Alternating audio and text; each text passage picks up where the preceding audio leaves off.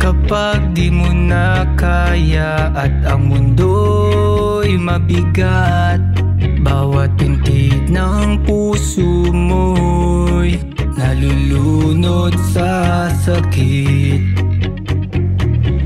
Ngumiti ka lang, malungkot ay mahalaga. Opo, ingat po kayo. Umunlad ang company mo. Opo, thank you. God is good. Marami yung dala sa amin ngayon. Opo. Maraming blessing ang babalik sa iyo. Opo, in Jesus' name. Sana umunlad pang company mo. Kaya okay ng tarday ko nakikita ko Holy Spirit. Nakikita mo sa akin? Holy Spirit, nakikita ko. Nakikita mo sa akin yung Holy Spirit? Oh, totoo. Wow. Uunlad ang company mo. Uunlad. Yayaman ka ba? Makabalik ka pa dito, mag-share ng blessing dito sa Sumang.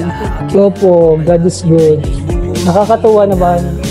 Nakikita niyo po si Holy Spirit sa akin. Oo. Thank you. Galing mo. Thank you.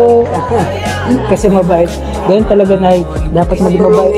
Dapat maging mabait talaga tayo sa tao kasi wala naman tayong ibang gagawin dito sa mundo kundi purpose natin to eh. Ito yung binigay sa atin ni Lord eh. Kaya kung anong binigay sa iyo ni Lord, palawakin mo, ibigay natin, bahagi natin. Kasi lahat ng bagay dito sa mundo hindi natin pagmamayari. Pahiram lang sa atin. Kaya kung anong hiram sa atin, pahiram din natin, ibigay natin.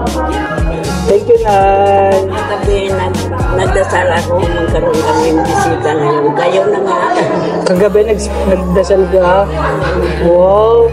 So talagang kumilo si Lord sa akin. Tama. Kasi mabait ka sa mga kapwa mo, mga kapwa tao.